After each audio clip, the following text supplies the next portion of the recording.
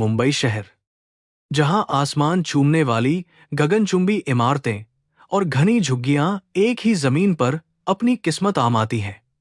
इसी मायावी नगरी के बीच प्राइड ऑफ मुंबई नामक विशाल निर्माण परियोजना भव्यता के साथ आकार ले रही थी। क्रेन की आवाजें और मशीनों का शोर जगह की सांसों में घुला था। चिलचिलाती धूप में पसीने से लथपथ सैकड़ों मजदूर चींटियों की तरह अपने काम में लगे थे। हर एक पत्थर उनके सपनों और मजबूरियों का भारी बोझ लिए हुए था। यह इमारत सिर्फ कंक्रीट का ढांचा नहीं, बल्कि ताकतवर लोगों के अहंकार का प्रतीक थी। जहां गरीबों की चीखें हमेशा के लिए दब जाती हैं, ठीक उसी समय एक चमकदार काली विदेशी कार निर्माण स्थल के मुख्य द्वार पर आकर रुकी। कार का दरवाजा खुला और आर्यन सिंघानिया बाहर निकला, जो दक्षिण मुंबई के एक बेहद रसूखदार परिवार का वारिस था। उसने विदेशों से बेहतरीन वास्तुकला की पढ़ाई की थी और अपनी प्रतिभा को लेकर वह हमेशा घमंड में डूबा रहता था। आर्यन की आंखों पर लगा महंगा चश्मा और उसके साफ सुथरे कपड़े इस धूल भरे माहौल से बिल्कुल अलग लग रहे थे। वह मशीनों और आधुनिक तकनीक को ही सब मानता था, जबकि इंसानी मेहनत उसके लिए सिर्फ एक सस्ते उपकरण थी।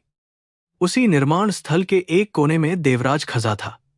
राजस्थान के बंजर गांव से आया यह बूढ़ा व्यक्ति अपनी झुर्रियों और कमजोर शरीर के साथ बहुत थका हुआ दिखाई दे रहा था। आज उसका मजदूरी का पहला दिन था। उसके हाथ, जो कभी प्राचीन मंदिरों को तराशने की कला जानते थे, आज सीमेंट और इंटें ढोने को मजबूर थे। वह अपनी नियति से हार चुका था, क्योंकि उसे अपनी बीमार पोती के दिल के ऑपरेशन के लिए पैसों की सख्त जरूरत थी।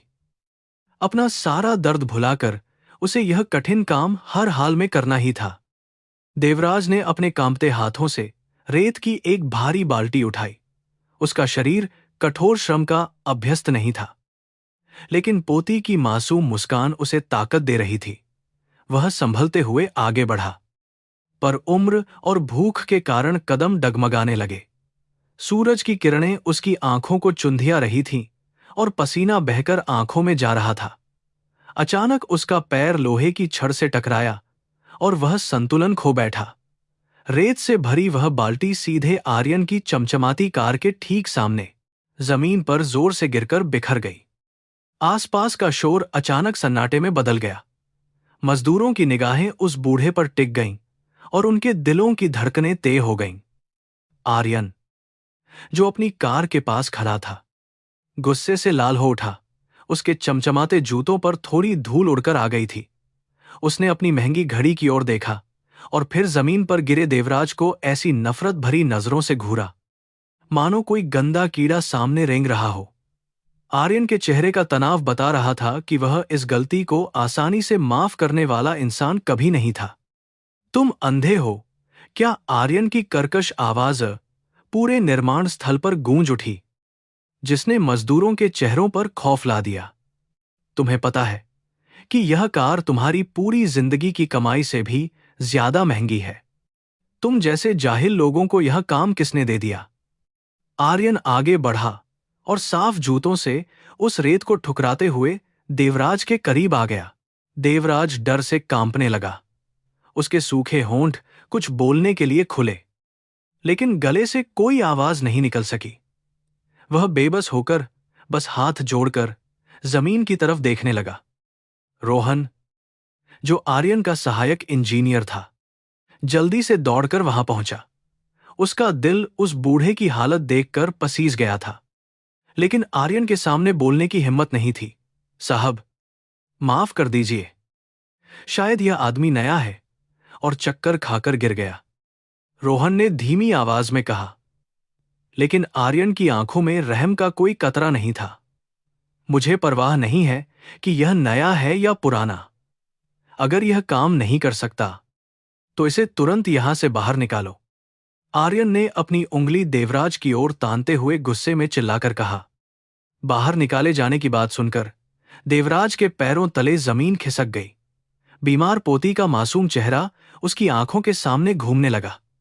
उसने अपने घुटने जमीन पर टेक दिए और कांपते हुए आर्यन के पैरों को छूने की कोशिश की। बाबूजी, मुझे मत निकालिए। मेरी छोटी पोती अस्पताल में मौत से लड़ रही है। अगर आज पैसे नहीं मिले तो मैं उसकी दवा नहीं खरीद पाऊंगा। मैं वादा करता हूं कि आगे कोई गलती नहीं होगी। बस एक मौका दे दीजिए। देवराज की आंखों से गर्म आंसू छलक पड़े और धूल में मिलकर बहने लगे।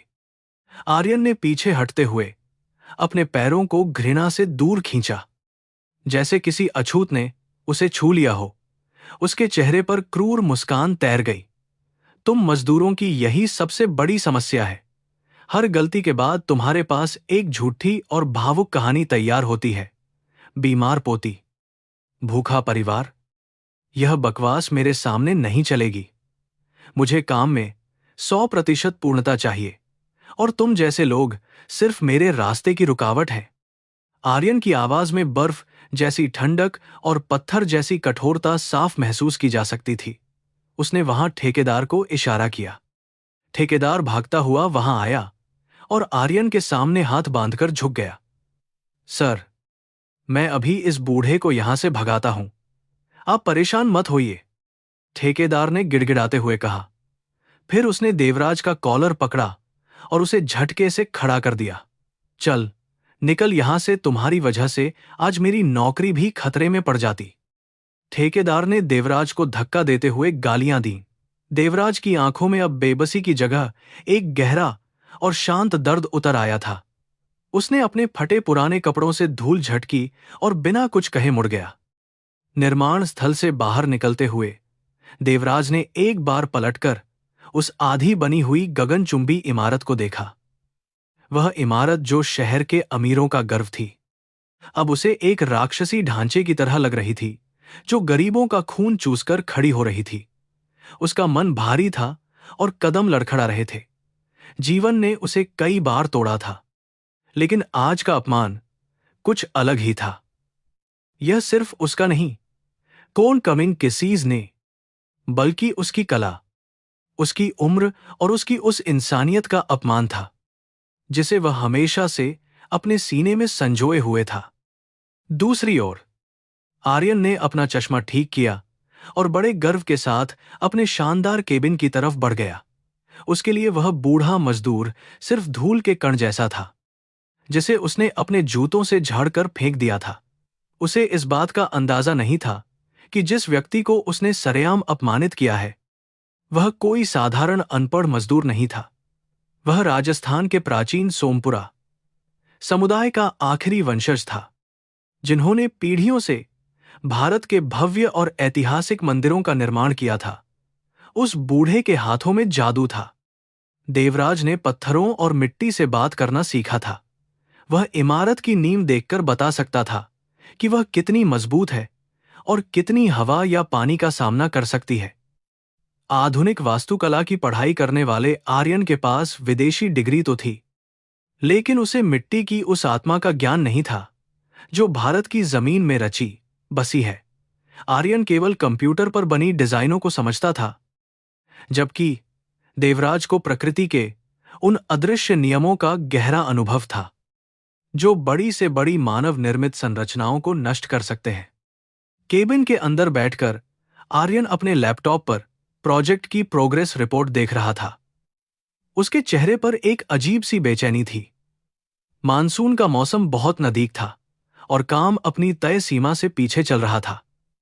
इस प्रोजेक्ट के मुख्य निवेशक मिस्टर कपूर ने उसे सख्त चेतावनी दी थी कि अगर काम समय पर पूरा नहीं हुआ तो इसका अंजाम बहुत बुरा होगा। आर्यन की पूरी साख इस टावर पर दांव पर लगी थी। वह किसी भी कीमत पर असफल नहीं हो सकता था, इसलिए वह मजदूरों से जानवरों की तरह काम ले रहा था। तभी रोहन दबे पांव केबिन में दाखिल हुआ। उसके हाथ में कुछ महत्वपूर्ण कागजात थे। सर, मानसून से पहले हमें नींव की मजबूती की एक बार फिर से जांच कर लेनी चाहिए। मुझे कुछ हिस्से में दरारों की चिंता हो रही है, रोहन ने डरते हुए कहा। आर्यन ने उसे घूर कर देखा और हंस पड़ा। तुम मुझे मेरा काम मत सिखाओ रोहन। मेरी टीम ने दुनिया के सबसे बेहतरीन सॉफ्टवेयर का उपयोग करके यह डिजाइन बनाया है। यह पूरी तरह से सुरक्षित है। तुम बस यह सुनिश्चित करो कि वे जाहिल मजदूर दोगुनी तेजी से काम खत्म करें। उधर देवराज मुंबई की भीड़ भाड़ वाली सड़कों पर अकेला और उदास चल रहा था। उसके दिमाग में आर्यन के कठोर शब्द बार बार गूंज रहे थे। भूख से उसकी अंतड़ियां सिकुड़ रही थीं, लेकिन उसे अपने से ज्यादा अस्पताल में लेटी अपनी पोती का ख्याल आ रहा था। उसके बिना उसका इस दुनिया में कोई नहीं था।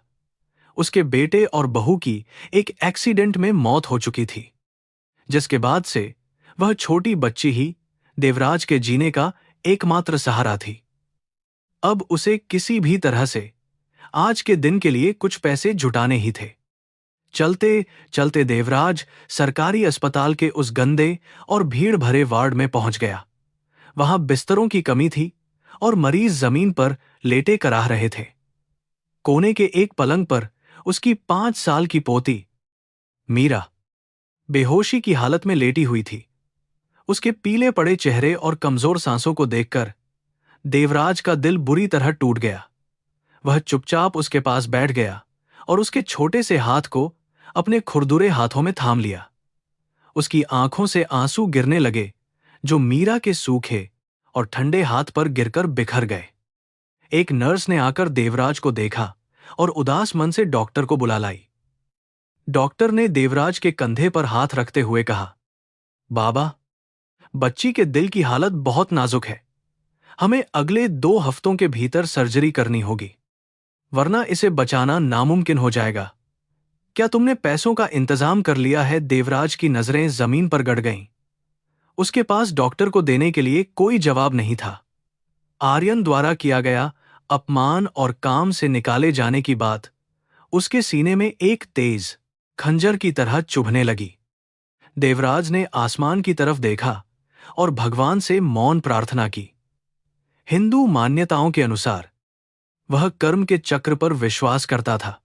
उसे लगा कि शायद यह भी उसके किसी पुराने कर्म का ही फल है। लेकिन इस मासूम बच्ची ने ऐसा क्या किया था कि उसे यह सजा मिल रही थी? देवराज जानता था कि उसे हार नहीं माननी है, चाहे जो हो जाए। उसे एक बार फिर से किसी दूसरी जगह काम खोजना होगा। उसे अपनी उस कला को फिर से जगाना होगा, जिसे उसने वर्षों से दुनिया की नजरों से छिपाकर रखा था। रात घिरने लगी थी और प्राइड ऑफ मुंबई निर्माण स्थल पर तेज फ्लड लाइटें चालू कर दी गई थीं। आर्यन अपनी बालकनी से उस विशाल ढांचे को घमंड से देख रहा था। उसके दिमाग में देवराज का रोता हुआ चेहरा कुछ पल के लिए कौंधा, लेकिन उसने तुरंत उस विचार को झटक दिया। उसके लिए भावनाएं सिर्फ कमजोर लोगों की निशानी थीं। वह नहीं जानता था कि प्रकृति और नियति उसके अहंकार को तोड़ने के लिए एक बहुत बड़ी योजना बना चुकी है। जल्द ही उसे यह एहसास होने वाला था कि इंसान का घमंड कितना खोखला होता है। अगली सुबह की किरण के साथ देवराज एक बार फिर उसी निर्माण स्थल के गेट के सामने खड़ा था। रात भर अस्पताल के ठंडे फर्श पर करवटें बदलते हुए उसने अपनी पोती की खातिर अपने स्वाभिमान को कुचलने का फैसला किया था। ठेकेदार ने पहले तो उसे भगाना चाहा, एक बार फिर अपनी पोती की खातिर, लेकिन मजदूरों की भारी कमी देखकर उसे नींव की खुदाई में मिट्टी साफ करने का काम दे दिया। यह सबसे मुश्किल काम था, जहां किसी भी बड़ी मशीन का पहुंचना नामुमकिन था। देवराज ने अपनी किस्मत को खामोशी से स्वीकार करते हुए फावड़ा उठाया और गहरे गड्ढे में उतर गया। गहरे गड्ढे के अंदर की हवा भारी और घुटन भरी थी। देवराज ने जैसे ही फावड़ा मिट्टी में मारा, उसे जमीन की नमी और बनावट में कुछ अजीब सा महसूस हुआ। उसकी उंगलियों ने उस मिट्टी को छुआ और पीढ़ियों का ज्ञान उसकी रगों में जाग उठा। यह वही काली मिट्टी थी जो पानी सोखकर दलदल में बदल जाती है। उसने नीम के मुख्य खंभों की तरफ देखा और उसका दिल जोर से धड़कने लगा। सोमपुरा वास्तुकला के नियमों के अनुसार ऐसी जमीन पर बिना किसी विशेष पत्थर की सुरक्षा के इतना भारी ढांचा खड़ा करना आत्महत्या के समान था। देवराज जानता था कि मानसून बहुत नजदीक है। जब बारिश का पानी नींव में घुसेगा तो मिट्टी खिसकने लगेगी और पूरा टॉवर ढह जाएगा। यह सिर्फ एक इमारत का सवाल नहीं था, बल्कि हजारों बेगुनाह मजदूरों और भविष्य में रहने वाले लोगों की जिंदगियों का सवाल था। उसकी आत्मा ने उसे झकझोर दिया। वह अपनी नौकरी बचाने के लिए चुप रह सकता था, लेकिन एक सच्चा शिल्पी कभी भी अपनी आंखों के सामने विनाश होते हुए नहीं देख सकता है। उसने तुरंत तय किया कि वह इस भारी खतरे के बारे में बड़े साहब को जरूर बताएगा। दोपहर का समय था और सूरज आग उगल रहा था। आर्यन विदेशी इंजीनियरों की अपनी टीम के साथ साइट का मुआयना करने निकला था। वह हाथ में टैबलेट पकड़े हुए गर्व से अपनी तकनीक का बखान कर रहा था। तभी देवराज भीड़ को चीरता हुआ आगे आया। उसके कपड़े मिट्टी में स्ने हुए थे और माथे से पसीना टपक रहा था। सुरक्षा गार्डों ने उसे रोकने की बहुत कोशिश की, लेकिन उसके मन का डर खत्म हो चुका था। वह आर्यन के ठीक सामने जाकर खड़ा हो गया और हाथ जोड़कर उसे अपनी बात सुनने की विनती करने लगा। आर्यन ने देवराज को देखते ही पहचान लिया। उसके चेहरे पर कल वाले गुस्से की लकीरें फिर से उभर आईं। तुम फिर से यहां आ गए। मैंने ठेकेदार से तुम्हें बाहर निकालने को कहा था। तुम जैसे कीड़े मकोड़ों की हिम्मत कैसे हुई मेरे रास्ते में आने की? आर्यन ने हिकारत भरी नजर से देखते हुए कहा। देवराज ने विनम्रता से सिर झुकाया और कांपती आवाज में बोला, साहब, मुझे माफ कर दीजिए, लेकिन यह इमारत खतरे में है। मैंने नीचे नीम की मिट्टी देखी है। वह बारिश का पानी नहीं सह पाएगी। पूरा ढांचा ढंस जाएगा और जानें चली जाएंगी। यह सुनकर पूरे निर्माण स्थल पर जैसे सन्नाटा छा गया। विदेशी इंजीनियर एक दूसरे का मुंह देखने लगे। आर्यन का अहंकार बुरी तरह से आहत हुआ था। एक अनपढ़ मजदूर जिसके पास पहनने को ढंग के कपड़े नहीं थे, वह आज सबसे बड़े आर्किटेक्ट के काम में गलतियां निकाल रहा था। आर्यन का चेहरा गुस्से से लाल हो गया और उसकी आंखों से आग बरसने लगी। वह तेजी से देवराज के करीब गया और उसके कंधे को जोर से धक्का दिया। देवराज पीछे की तरफ लड़खड़ाया और मिट्टी में गिर पड़ा। वहां मौजूद सभी लोग सांस रोके तमाशा देख रहे थे। तेरी यह औकात कि तू मुझे वास्तुकला सिखाएगा? आर्यन पूरी ताकत से चिल्लाया। उसकी आवाज में अपमान का ऐसा जहर था जो देवराज की आत्मा को चीर रहा था। मैंने दुनिया के सबसे बेहतरीन विश्वविद्यालयों में पढ़ाई की है। मेरे पास करोड़ों के सॉफ्टवेयर हैं जो इस जमीन के एक एक कण की जांच कर चुके हैं, और तू एक गंदा देहाती जिसे अपना नाम तक लिखना नहीं आता। तू मुझे बताएगा कि मेरी नींव कमजोर है? तू समाज का कचरा है जिसे शहर के बाहर फेंक देना चाहिए। तेरी हिम्मत कैसे हुई गंदा मुंह खोलने की? देवराज चुपचाप जमीन पर बैठा रहा। उसके गालों पर आंसू सूख चुके थे और उनकी जगह गहरी पीड़ा ने ले ली थी। उसने धीरे से कहा, साहब, किताबें और मशीनें प्रकृति का मिजाज नहीं समझ सकती। यह जमीन जीवित है और यह अपनी भाषा में चेतावनी दे रही है। हमारे पूर्वजों ने पीढ़ियों से मंदिरों का निर्माण किया है जो बिना मशीनों के सदियों तक टिके रहते हैं। मैं सिर्फ आपकी और मासूम लोगों की भलाई चाहता हूं। देवराज के ये शब्द आर्यन के अहंकार पर हथौड़े की तरह लगे, जिससे उसका गुस्सा बेकाबू हो गया। आर्यन ने मुड़कर अपनी टीम और खड़े सैकड़ों मजदूरों की तरफ देखा। उसने जानबूझकर अपनी आवाज तेज की ताकि हर कोई उसे सुन सके। तुम सब सुन लो, आज इस पागल बूढ़े ने मेरी योग्यता पर सवाल उठाया है। यह कहता है कि इसके अनपढ़ पूर्वज मेरी डिग्रियों से ज्यादा जानते थे। यह भारत की सबसे बड़ी बीमारी है। तुम लोग पुरानी और सड़ी गली मान्यताओं में फंसे रहते हो और खुद को बेहतर समझते हो। इसी वजह से तुम जिंदगी भर ऐसे ही कीचड़ में लौटते रहोगे। तुम्हारी कोई औकात नहीं है और न ही कभी होगी। वहां खड़े मजदूरों के चेहरों पर डर और निराशा साफ देखी जा सकती थी। उनमें से कई देवराज की बात को सच मान रहे थे, क्योंकि वे भी बरसों से मिट्टी में काम करते आए थे। लेकिन किसी में भी आर्यन के खिलाफ मुंह खोलने की हिम्मत नहीं थी। रोहन ने एक बार फिर बीच बचाव करने की कोशिश की। वह आर्यन के पास गया और फुसफुसाते हुए बोला, सर, शायद हमें एक बार मिट्टी की जांच करवा लेनी चाहिए। इसमें हमारा कोई नुकसान नहीं है, यह बूढ़ा आदमी बहुत अनुभवी लग रहा है। इसकी बात में सच्चाई हो सकती है। रोहन के शब्द सुनकर आर्यन ने उसे ऐसा घूरा जैसे वह उसे जिंदा चबा जाएगा। तुम भी इसके साथ मिल गए हो। रोहन, तुम्हें लगता है कि यह सड़क छाप भिखारी मुझसे ज्यादा अक्लमंद है? अगर तुम्हें इसकी बातों पर इतना ही भरोसा है तो तुम भी अपना सामान बांधो और इसके साथ दफा हो जाओ। रोहन तुरंत डरकर पीछे हट गया। उसे अपनी नौकरी गंवानी मंजूर नहीं थी। उसने अपनी आंखें नीची कर लीं और चुपचाप खड़ा हो गया। आर्यन की तानाशाही के आगे किसी की आवाज नहीं उठ सकती थी। सच्चाई वहां सरेआम दम तोड़ रही थी। आर्यन फिर से देवराज की तरफ मुड़ा। सुनो बुड्ढे, यह तुम्हारी उन फालतू मूर्तियों या खोखले मंदिरों की जगह नहीं है।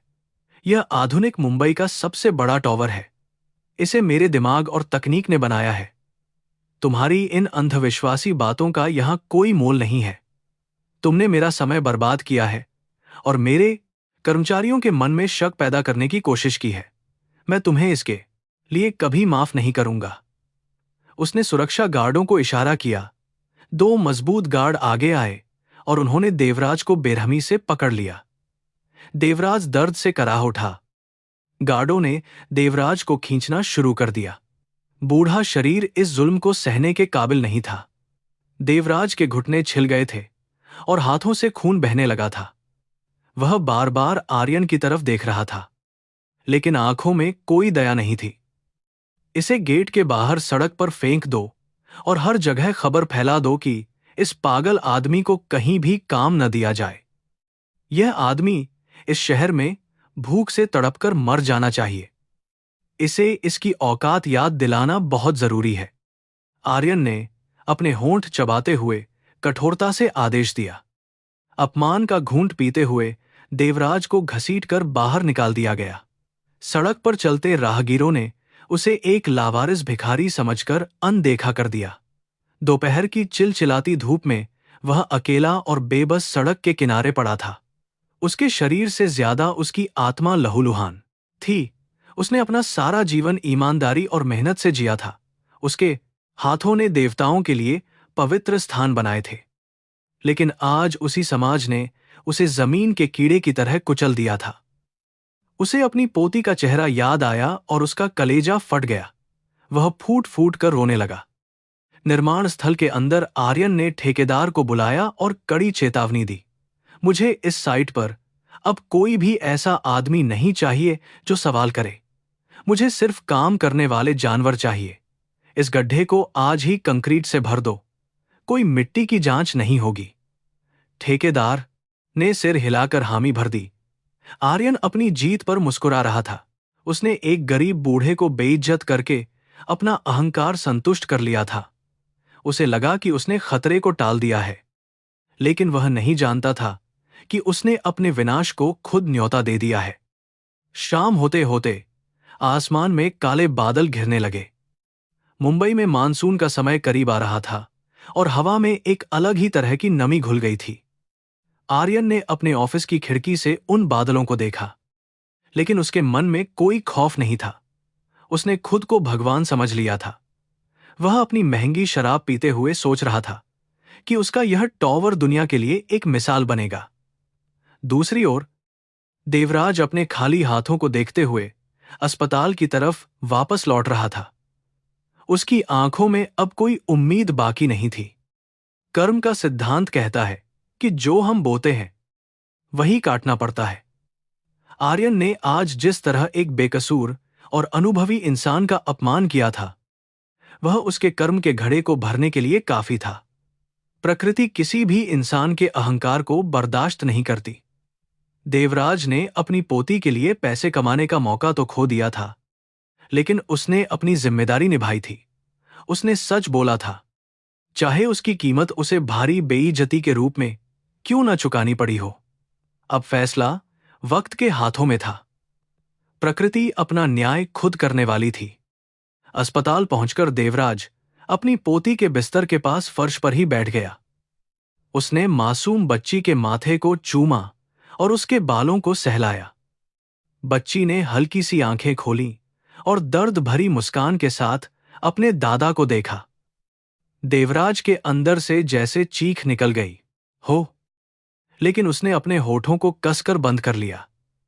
वह उसे नहीं बता सकता था कि आज वह हार गया है। उसने अपनी जेब में हाथ डाला, जो बिल्कुल खाली थी। आज की रात उसके लिए एक गहरी और अंतहीन खाई की तरह लग रही थी। लेकिन उसे यह नहीं मालूम था कि अंधेरा कितना भी घना क्यों ना हो, सवेरा जरूर होता है। उसका दिया हुआ वह ज्ञान बर्बाद नहीं गया था। रोहन के मन में एक गहरा डर बैठ गया था। रात को जब साइट पर शांति छा गई, तो रोहन चुपके से टॉर्च लेकर उसी गड्ढे के पास गया जहां देवराज काम कर रहा था। उसने ध्यान से मिट्टी को देखा और कुछ नमूने एक छोटी सी पन्नी में रख लिए। उसे पता था कि वह आर्यन से बगावत कर रहा है, लेकिन उसकी अंतरात्मा उसे ऐसा करने को मजबूर कर रही थी। अगले कुछ दिनों तक देवराज ने शहर भर में काम तलाशने की बहुत कोशिश की, लेकिन आर्यन का रसूख इतना बड़ा था कि हर ठेकेदार ने काम देने से मना कर दिया। हर दरवाजे से निराशा हाथ लगी। उधर इमारत का काम दोगुनी तेजी से चल रहा था।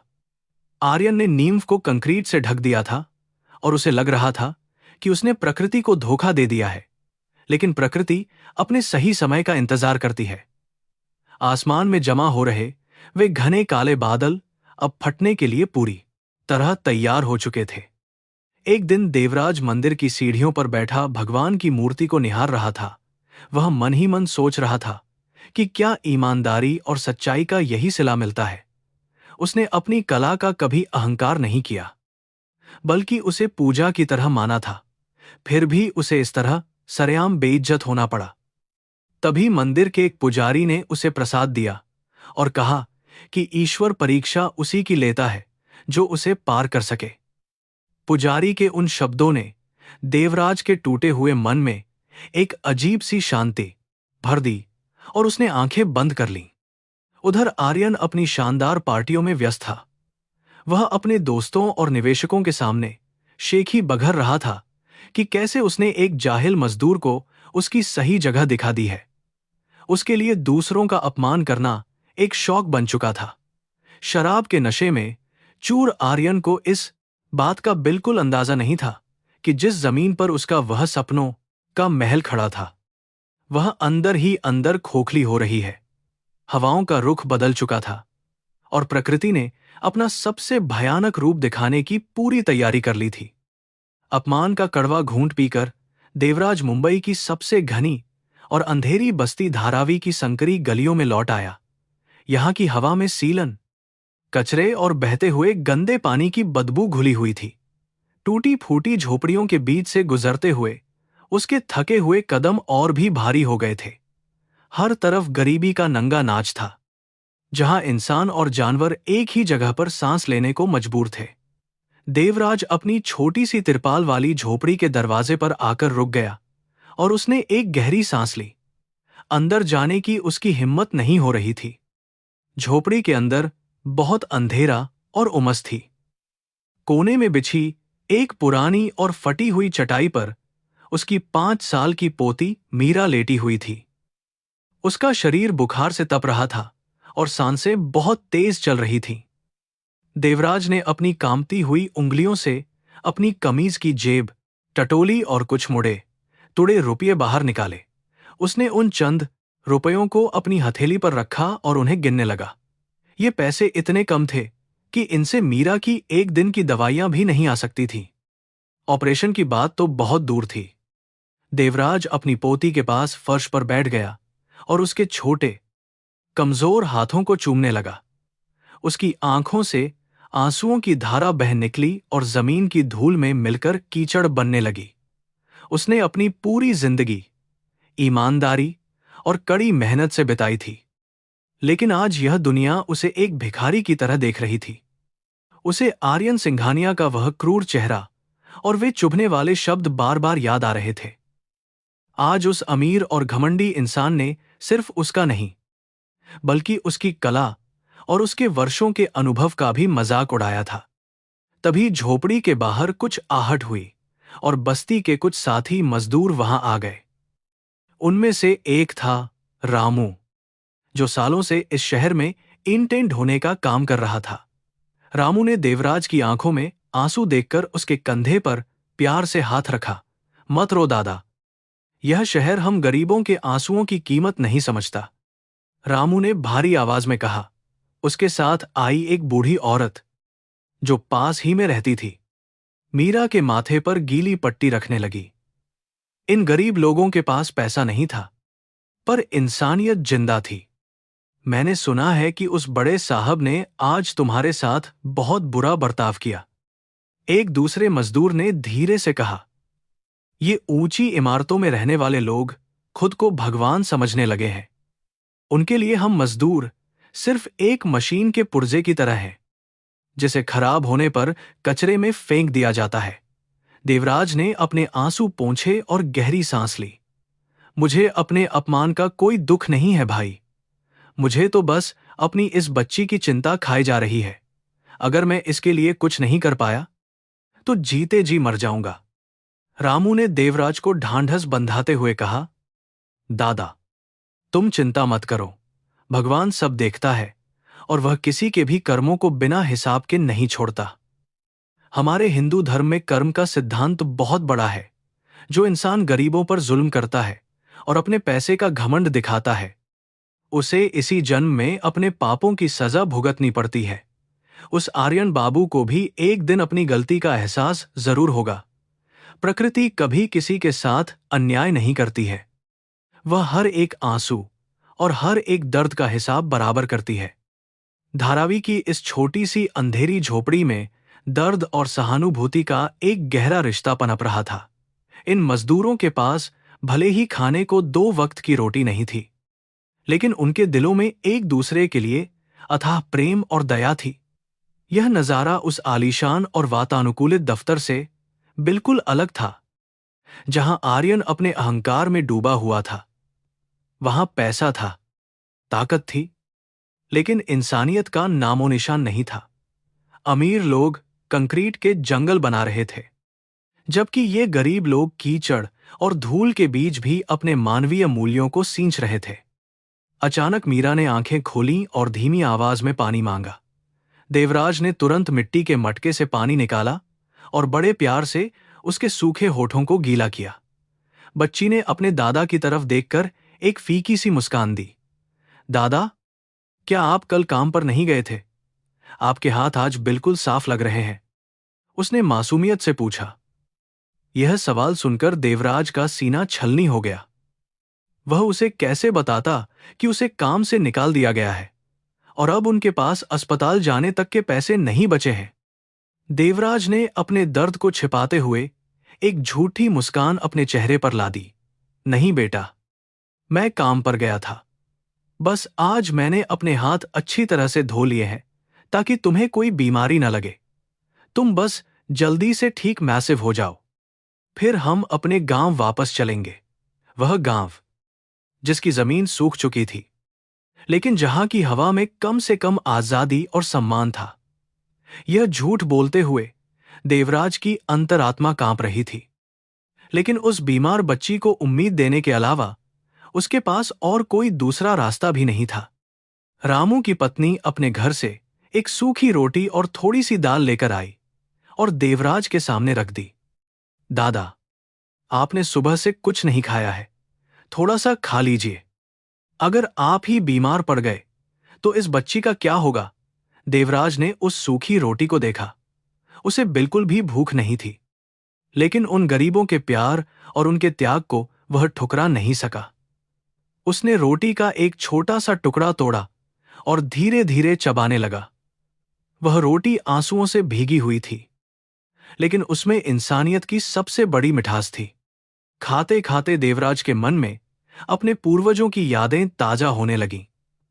वे सोमपुरा समाज के सम्मानित शिल्पी थे, जिन्हें राजा महाराजा बड़े आदर से बुलाते थे। उनके बनाए हुए मंदिर आज भी सदियों से सीना ताने खड़े हैं, क्योंकि वे सिर्फ पत्थर नहीं जोड़ते थे, बल्कि हर एक पत्थर में अपनी जान फूंकते थे। उन्होंने हमेशा प्रकृति के नियमों का सम्मान किया था, लेकिन आज के समय में, जब लालच और पैसा ही सब कुछ बन चुका है, उनकी वह महान कला अपना वजूद खो चुकी थी। आज के इंजीनियर केवल जल्दबाजी में इमारतें खड़ी करना चाहते हैं। देवराज जानता था कि आर्यन का वह टॉवर बहुत बड़े खतरे में है। उसने जो दरारें देखी थीं, वे कोई आम दरारें नहीं थीं। जमीन के नीचे पानी का एक ऐसा स्रोत था जिसे भारी मशीनों के शोर ने दबा दिया था। जब मानसून की बारिश शुरू होगी तो वह पानी अपना रास्ता बनाएगा और पूरी इमारत ताश के पत्तों की तरह बिखर जाएगी। क्या उसे उस घमंडी इंसान की मदद करनी चाहिए जिसने उसे समाज का कचरा कहकर बेइज्जत किया? यह सवाल बार बार उसके दिमाग में घूम रहा था और उसे मानसिक रूप से परेशान कर रहा था। लेकिन फिर उसे अपने गुरु और पिता की दी हुई शिक्षा याद आई। एक सच्चे शिल्पी का धर्म सिर्फ पैसे कमाना नहीं होता, बल्कि समाज की रक्षा करना भी होता है। बदला लेना छोटे लोगों का काम है, जबकि दूसरों की भलाई के लिए सोचना एक महान इंसान की पहचान है। देवराज ने यह तय किया कि चाहे आर्यन उसका कितना भी अपमान करे, वह हार नहीं मानेगा। वह उस इमारत को गिरने से बचाने के लिए हर संभव कोशिश करेगा, क्योंकि उसमें काम करने वाले वे सभी मजदूर उसके अपने भाई बहनों जैसे ही गरीब और बेबस लोग थे। रात बहुत गहरी हो चुकी थी और पूरी बस्ती खामोशी की चादर ओढ़ चुकी थी। दूर कहीं से कुत्तों के भौंकने की आवाजें आ रही थीं।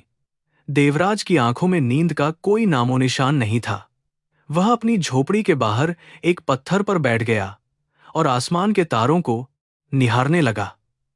उसने अपने दोनों हाथ जोड़े और अपने भगवान से प्रार्थना करने लगा, हे ईश्वर, मेरे अभिमान को नष्ट कर दे और मुझे इतनी शक्ति दे कि मैं अपनी जिम्मेदारी निभा सकूं।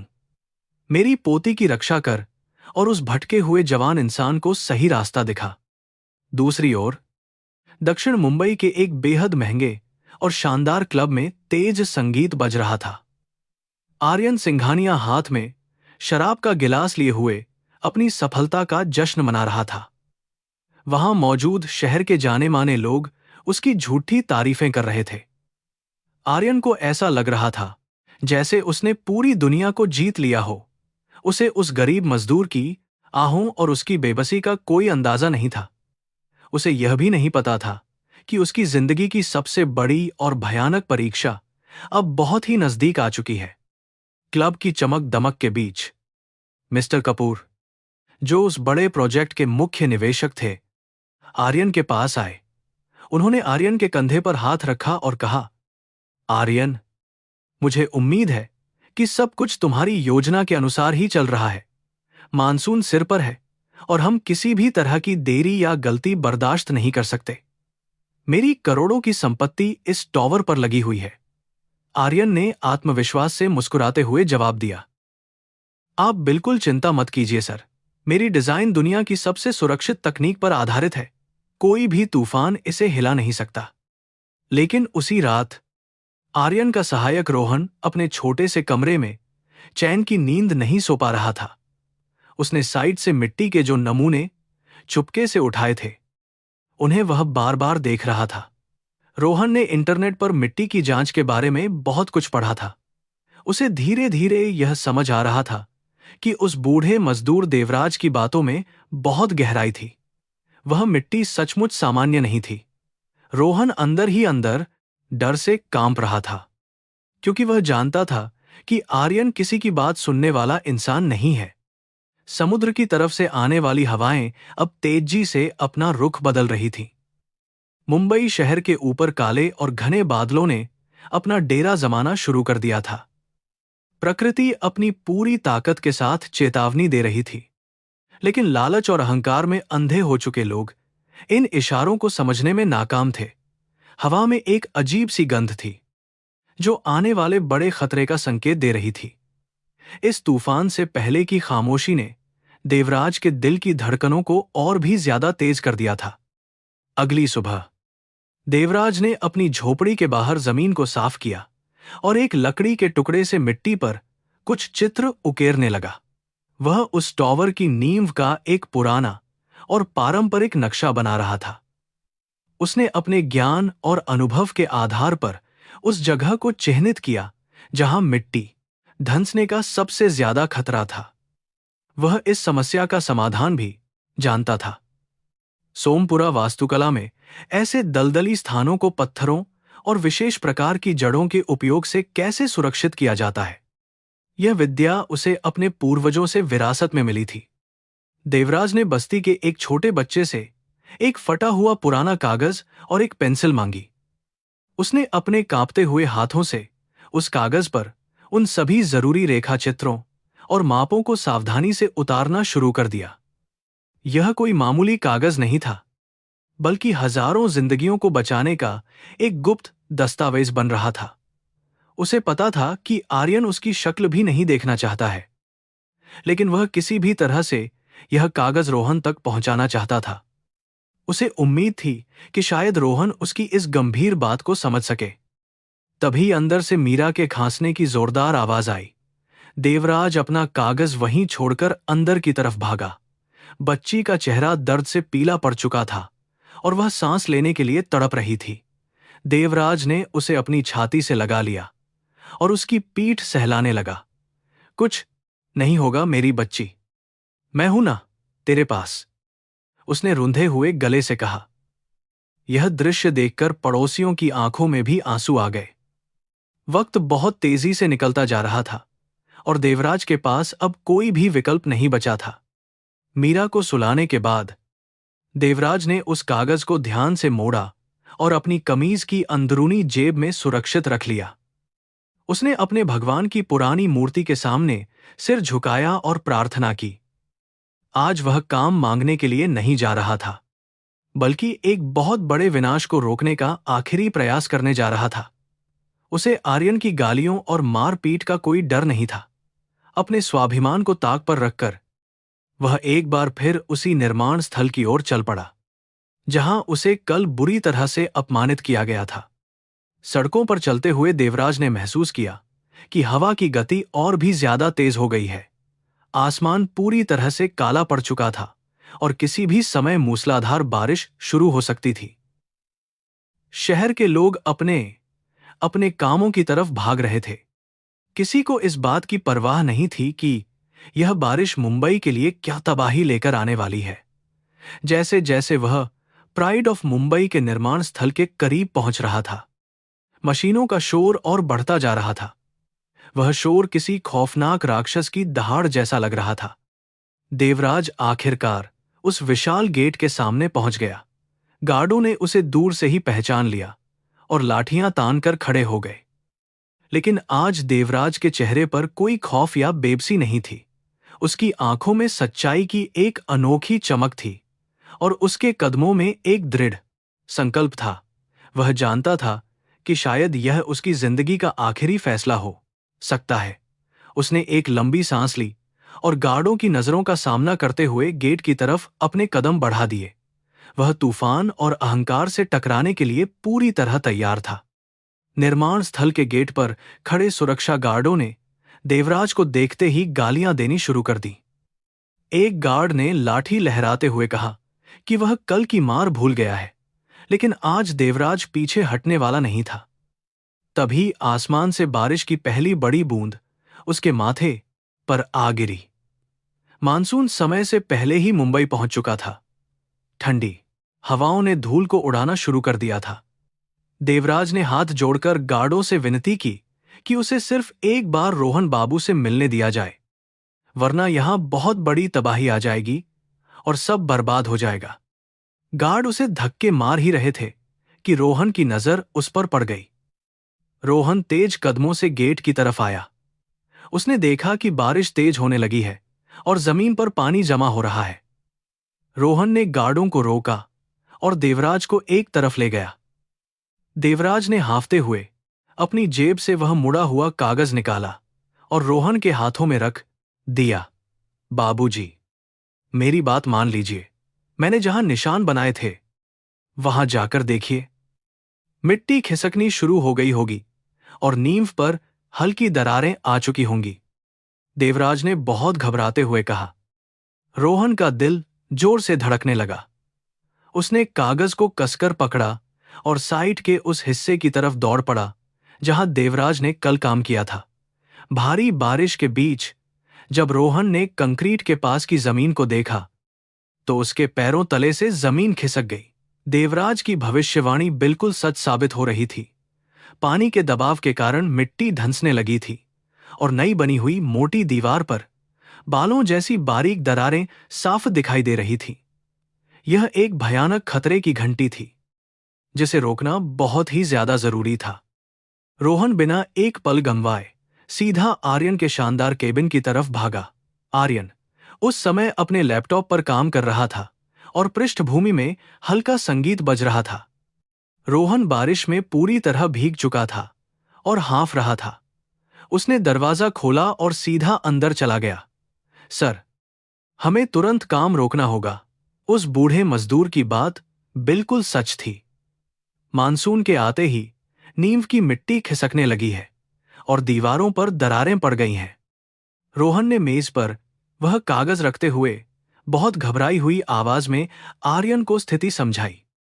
आर्यन ने अपनी आंखें सिकोड़कर पहले उस भीगे हुए रोहन को देखा और फिर मेज पर रखे उस गंदे कागज को घूरा। उसका पारा 7वें आसमान पर पहुंच गया। तुम्हारी हिम्मत कैसे हुई मेरे केबिन में इस तरह घुसने की, और तुम अभी तक उस जाहिल बूढ़े की बकवास पर विश्वास कर रहे हो? आर्यन ने गुस्से से फुफकारते हुए कहा। उसने उस कागज को उठाया जिसमें देवराज ने अपनी पीढ़ियों का ज्ञान और समाधान उकेरा था, बिना उसे पढ़े या समझने की कोशिश किए। आर्यन ने उस कागज को बुरी तरह फाड़कर कूड़ेदान में फेंक दिया। तुम दोनों की मिलीभगत मुझे अच्छी तरह समझ आ रही है। तुम मेरे इस करोड़ों के प्रोजेक्ट को बदनाम करना चाहते हो। आर्यन चिल्लाया। वे दरारें सिर्फ कंक्रीट के सूखने की वजह से हैं। कोई खतरा नहीं है। मेरी मशीनें कभी झूठ नहीं बोलती। आर्यन ने तुरंत सुरक्षा प्रमुख को इंटरकॉम पर फोन लगाया। वह पागल बूढ़ा फिर से साइट के आसपास मंडरा रहा है। उसे अभी के अभी पुलिस के हवाले करो। और रोहन, अगर तुमने आज के बाद उस भिखारी का नाम लिया तो मैं तुम्हारा करियर बर्बाद कर दूंगा। अहंकार ने उसे अंधा कर दिया था। बाहर बारिश अब भयंकर तूफान का रूप ले चुकी थी। देवराज पेड़ के नीचे खड़ा रोहन का इंतजार कर रहा था। उसे उम्मीद थी कि आर्यन कागज देखकर अपनी गलती मान लेगा और तबाही रुक जाएगी। तभी 3 कठोर सुरक्षा गार्ड लाठियां लेकर उसकी तरफ दौड़े, बिना कोई सवाल पूछे। उन्होंने उस कमजोर और बूढ़े इंसान पर लाठियां बरसानी शुरू कर दी। देवराज दर्द से चीख पड़ा और कीचड़ में गिर गया। उसका शरीर पहले से ही कमजोर था और अब यह क्रूर मार उसे मौत के मुहाने पर तेजी से धकेल रही थी। गार्डों ने उसे जानवरों की तरह घसीटा और सड़क के पार फेंक दिया। पुलिस को बुलाने की धमकी देकर वे वापस अंदर चले गए। देवराज कीचड़ में सना हुआ था। उसके माथे से खून बहकर बारिश के पानी में मिल रहा था। उसने अपने शरीर के सारे दर्द को नजरअंदाज करते हुए अपनी पोती का चेहरा याद किया, जिस कागज पर उसे बहुत उम्मीद थी। उसे आर्यन ने फाड़ दिया था। अब उसकी पोती को बचाने का कोई रास्ता नहीं बचा था। यह सिर्फ एक इंसान की हार नहीं थी, बल्कि यह सच्चाई की सबसे दर्दनाक हार थी। देवराज ने अपना सिर जमीन पर पटक दिया और रोने लगा। उसकी चीखें तूफान की गड़गड़ाहट में कहीं खो गईं। वह आसमान की तरफ देखकर अपनी किस्मत को कोसने लगा। हे भगवान, तूने यह कैसा न्याय किया है? मैंने पूरी जिंदगी तेरी सेवा में गुजार दी, फिर भी मेरी निर्दोष बच्ची को मरने के लिए छोड़ दिया। उस पापी इंसान का अहंकार तूने क्यों नहीं तोड़ा? देवराज का दिल पूरी तरह टूट चुका था। वह धीरे धीरे उठा और लड़खड़ाते कदमों से अस्पताल की तरफ चल पड़ा। वह अब अपनी पोती की मौत का इंतजार करने वाला था। दूसरी ओर आर्यन के जाने के बाद रोहन धीरे से उसके केबिन में वापस आया। उसकी अंतरात्मा उसे कचोट रही थी। उसने देखा कि कूड़ेदान में देवराज के कागज के टुकड़े पड़े हुए हैं। रोहन ने चारों तरफ नजर दौड़ाई और उन टुकड़ों को चुपचाप उठाकर अपनी जेब में रख लिया। वह जानता था कि आर्यन अपने विनाश की तरफ बहुत तेजी से बढ़ रहा है और उसे रोकना नामुमकिन है। लेकिन रोहन, एक इंसान होने के नाते, अपनी जिम्मेदारी से पूरी तरह मुंह नहीं मोड़ सकता था। उसने तय किया कि वह इस कागज को जोड़ेगा। रात होते होते मुंबई शहर पर प्रकृति का सबसे भयानक कहर बरपा होने लगा। हवा की रफ्तार इतनी तेज थी कि बड़े बड़े पेड़ उखड़ने लगे थे। समुद्र की लहरें भयानक रूप ले चुकी थीं और शहर के निचले इलाकों में पानी भरना शुरू हो गया था। आर्यन अपने महंगे पेंट हाउस की बालकनी पर खड़ा हाथ में शराब का गिलास लिए इस तूफान का नजारा देख रहा था। उसे लगा कि उसकी इमारत इस परीक्षा में पास हो जाएगी और कल सुबह अखबारों में उसकी प्रतिभा के चर्चे होंगे। उसे जरा भी अंदाजा नहीं था कि तबाही आ चुकी है। निर्माण स्थल के बिल्कुल नीचे, जहां देवराज ने दरारों की चेतावनी दी थी, वहां जमीन के अंदर एक भयंकर उथल पुथल मच रही थी। बारिश का पानी कंक्रीट के आसपास की मिट्टी को तेजी से अपने साथ बहाकर ले जा रहा था। आधुनिक मशीनों से बनाई गई वह मजबूत दीवार अब बिना किसी ठोस आधार के हवा में लटकने लगी थी।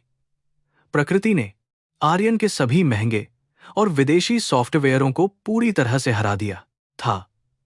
लोहे के मोटे सरिये अब मुड़ने लगे थे और उनके टूटने की भयानक आवाजें तूफान में दब रही थीं। देवराज भीगता हुआ और खून से लथपथ हालत में किसी तरह अस्पताल पहुंचा। उसकी हालत देखकर डॉक्टर और नर्सें भी हैरान रह गईं, लेकिन उन्होंने उसे अंदर जाने दिया। मीरा की सांसें अब बहुत ज्यादा उखड़ने लगी थीं और उसके पास वक्त बहुत कम बचा था। देवराज फर्श पर बैठ गया और उसने अपनी आंखें बंद कर लीं। उसने हार मान ली थी। उसे लगा कि अब उसे बस अपनी पोती के साथ आखिरी पल बिताने हैं। लेकिन देवराज को यह नहीं पता था कि कर्म का चक्र अभी रुका नहीं था। वह एक नया मोड़ लेगा। अचानक आसमान में एक जोरदार बिजली कड़की, जिसकी तेज रोशनी ने पूरे मुंबई शहर को एक पल के लिए दिन की तरह रोशन कर दिया। वह बिजली एक ईश्वरीय संकेत की तरह थी, जो अहंकार की हार और सच्चाई की जीत की घोषणा कर रही थी। उसी समय प्राइड ऑफ मुंबई निर्माण स्थल की सबसे बाहरी सुरक्षा दीवार ताश के पत्तों की तरह ढह गई और हजारों टन कीचड़ और पानी साइट के अंदर घुसने लगा। प्रकृति का असली तांडव अब शुरू हो चुका था। आर्यन का घमंड अब मिट्टी में मिलने वाला ही था। शराब के नशे में चूर आर्यन अपने सोफे पर लेटकर मुस्कुरा रहा था कि अचानक उसके फोन की घंटी जोर से बज उठी। यह साइट के मुख्य सुरक्षा अधिकारी का फोन था और उसकी आवाज डर के मारे बुरी तरह कांप रही थी। सर, सब कुछ बर्बाद हो रहा है। बाहरी दीवार गिर चुकी है और पानी का एक बहुत बड़ा सैलाब बेसमेंट की तरफ तेजी से बढ़ रहा है। अगर हमने जल्दी कुछ नहीं किया तो पूरी इमारत की नींव पानी में डूब जाएगी, अधिकारी ने चीखते हुए कहा। आर्यन के हाथ से शराब का गिलास छूटकर गिर गया। आर्यन का सारा नशा एक ही पल में हवा हो गया और उसके माथे पर ठंडे पसीने की बूंदें उभर आईं। वह बदहवास होकर अपनी कार की चाबी ढूंढने लगा। बाहर का तूफान उसे डरा रहा था, लेकिन अंदर का डर उससे भी कहीं ज्यादा भयानक था। मिस्टर कपूर की दी गई आखिरी चेतावनी उसके कानों में गूंजने लगी। वह बिना छाते के ही अपनी कार की तरफ भागा और उसने गाड़ी को पूरी रफ्तार से साइट की तरफ दौड़ा दिया। उसे महसूस हुआ कि प्रकृति की ताकत के सामने इंसान और उसकी महंगी मशीनें कितनी बेबस होती हैं।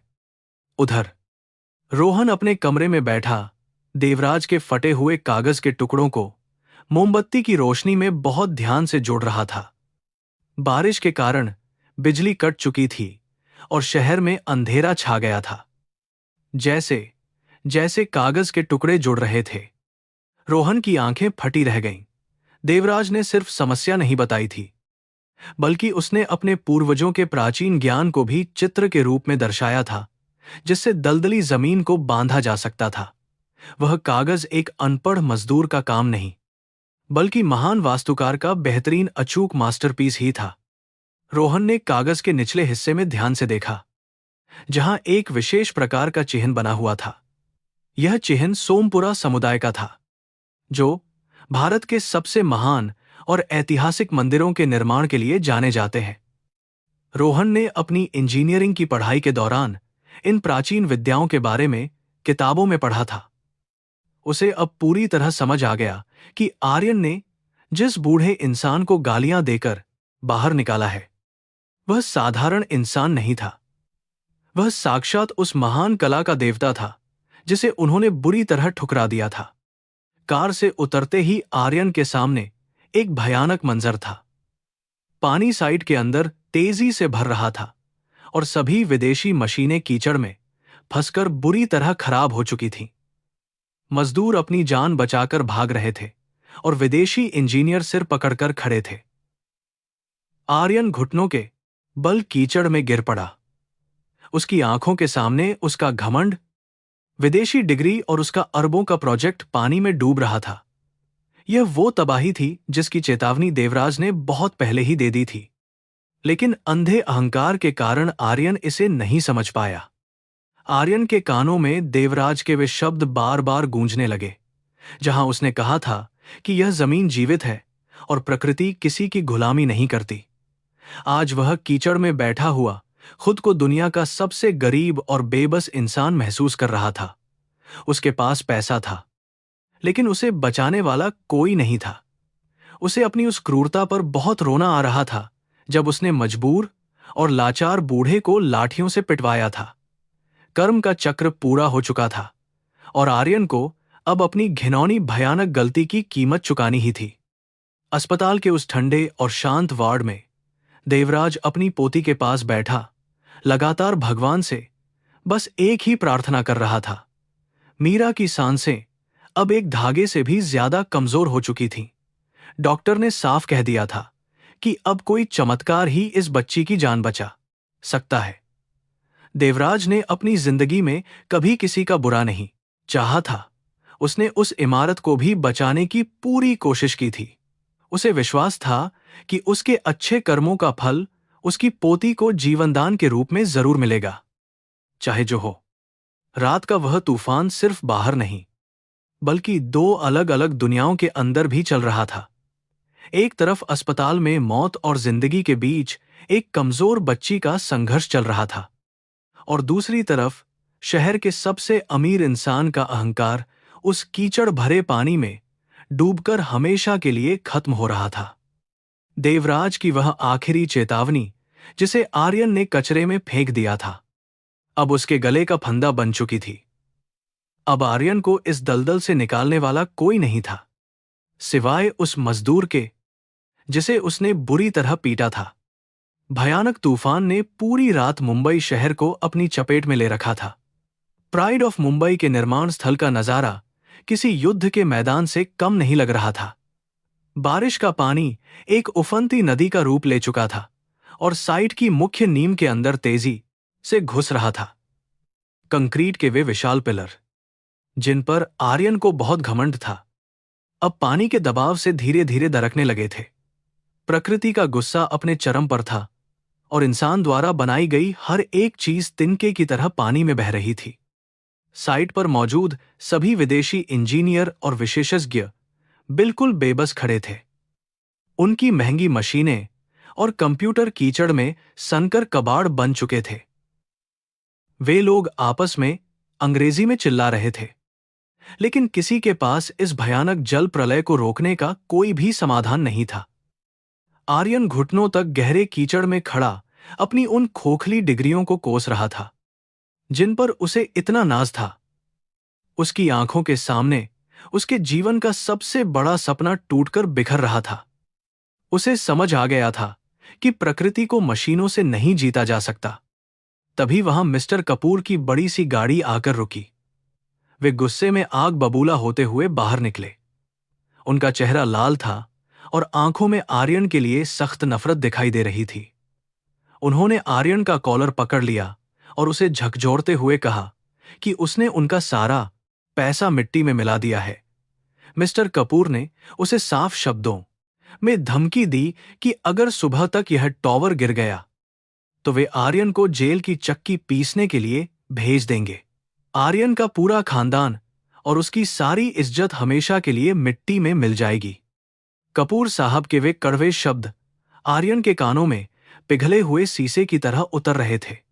वह बिना कुछ बोले सिर्फ जमीन को घूर रहा था, जहां से पानी के बुलबुले उठ रहे थे। कुछ घंटे पहले तक जो इंसान खुद को इस शहर का राजा समझता था, आज वह एक लाचार अपराधी की तरह खड़ा था। उसे अपनी उस गलती का गहरा एहसास हो रहा था जब उसने एक गरीब की सच्चाई को अपनी दौलत के अहंकार तले कुचल दिया था। उसका घमंड अब पूरी तरह से टूटकर पानी में बह चुका था। इसी बीच रोहन हांफता हुआ आर्यन के पास पहुंचा। उसके हाथों में वही फटा हुआ कागज था जिसे उसने मोमबत्ती की रोशनी में जोड़ा था। रोहन ने बिना किसी डर के आर्यन की आंखों में देखा और वह कागज उसके सामने कर दिया। उसने आर्यन को बताया कि जिस बूढ़े माकिस परसारी आर्यन की खोसारी मजदूर को उसने कल कुत्तों की तरह पिटवाकर बाहर फेंकवाया था, वह कोई आम भिखारी नहीं था। वह राजस्थान के महान सोमपुरा समुदाय का आखिरी शिल्पी है, जिनके बनाए हुए मंदिर आज भी हजारों सालों से बिना किसी मशीन के इस दुनिया में शान से खड़े हैं। आर्यन के कांपते हुए हाथों ने उस कागज को पकड़ा। बारिश के पानी से वह कागज भीग रहा था, लेकिन उस पर बना वह प्राचीन नक्शा और समाधान अभी भी साफ दिखाई दे रहा था। आर्यन ने उस विशेष चिन्ह को देखा और उसकी आंखें फटी की फटी रह गईं।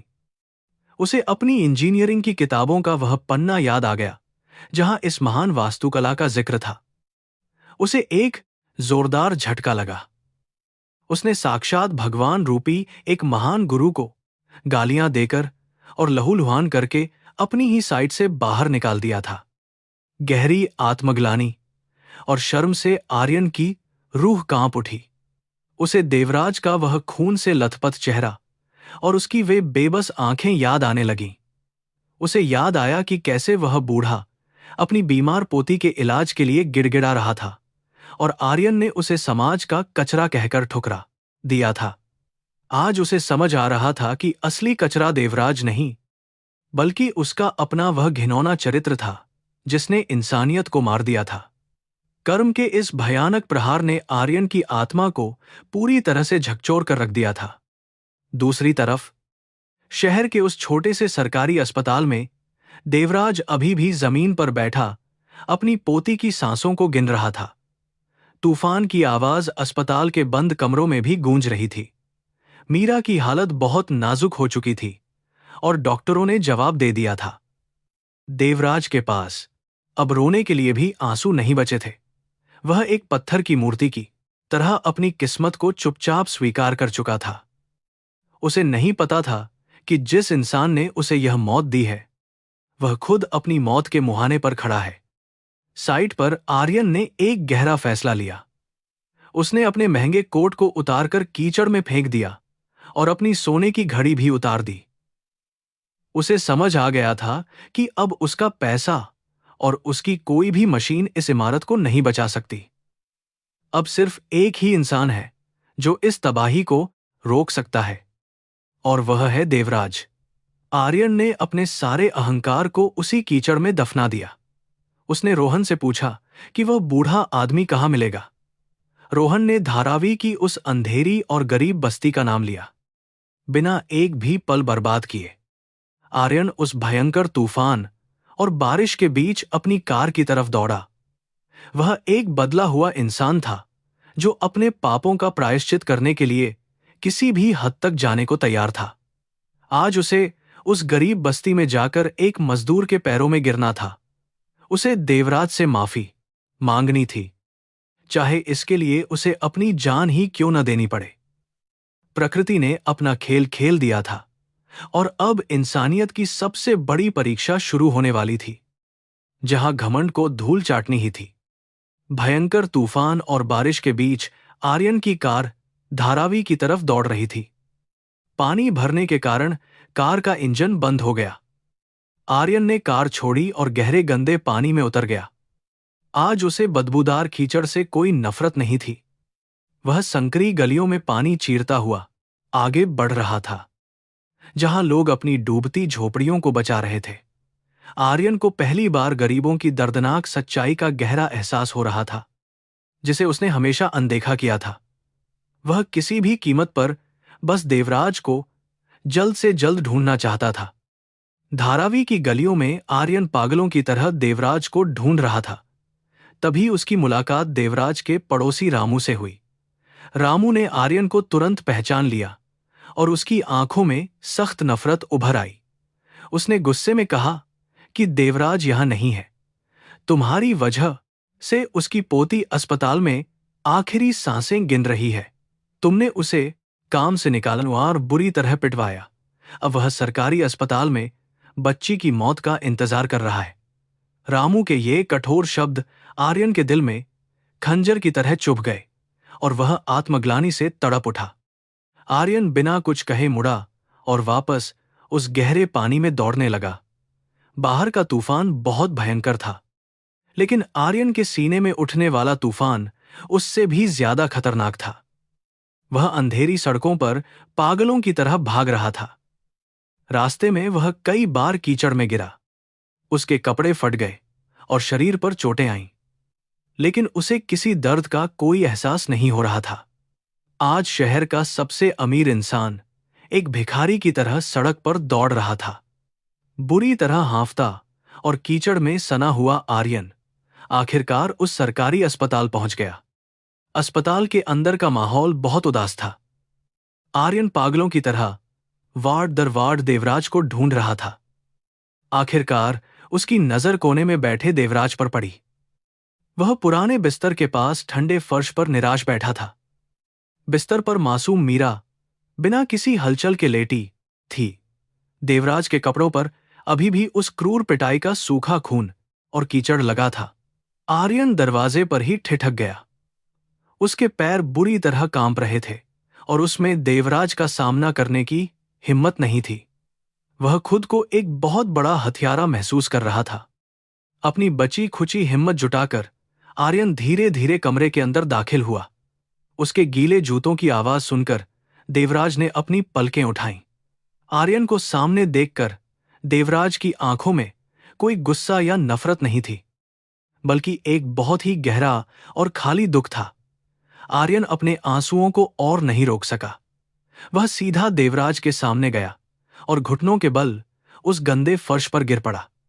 आर्यन फूट फूट कर रोने लगा और उसके गर्म आंसू चेहरे के कीचड़ में मिलकर बहने लगे। उसका सारा अहंकार हमेशा के लिए उस अस्पताल के फर्श पर टूटकर बिखर चुका था। आर्यन ने अपने कांपते हुए दोनों हाथ जोड़ लिए। मुझे माफ कर दीजिए बाबा, आर्यन जोर जोर से रोते हुए बोला। आज उसने देवराज को पहली बार सम्मान के साथ बाबा पुकारा था।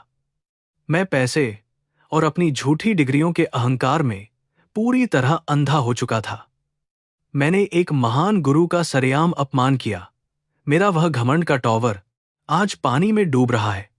लेकिन सबसे बड़ा पाप मैंने आपके साथ किया है। आप मुझे जो चाहे सजा दीजिए, मुझे बुरी तरह मारिए, लेकिन कृपया करके साइट पर फंसे उन सैकड़ों बेगुनाह मजदूरों की जान बचा लीजिए। देवराज चुपचाप कीचड़ में घुटने टेके हुए आर्यन को देखता रहा। कुछ पलों के लिए उसके दिमाग में उस भयानक सरेआम अपमान और गार्डों द्वारा की गई क्रूर पिटाई की यादें बिजली की तरह कौंध गईं। उसे याद आया कि कैसे उसे एक आवारा कुत्ते की तरह कीचड़ में घसीटकर बाहर फेंका गया था। देवराज के गले में कड़वाहट और गुस्से की एक तेज लहर उठने लगी। वह मन ही मन सोचने लगा कि वह उस पापी इंसान की मदद आखिर क्यों करे, जो उसकी मासूम पोती की इस जानलेवा और भयानक हालत का सबसे बड़ा और इकलौता जिम्मेदार है। तुम मुझसे अपनी उस इमारत को बचाने की भीख मांग रहे हो। देवराज की आवाज बहुत कमजोर लेकिन बेहद दृढ़ थी। मेरी इस मासूम पोती की तरफ देखो। तुम्हारे उस अंधे अहंकार की वजह से आज यह अपनी जिंदगी की आखिरी सांसें गिन रही है। तुमने सरेआम मेरी इज्जत, मेरी महान कला और मेरे जीने का इकलौता सहारा छीन लिया।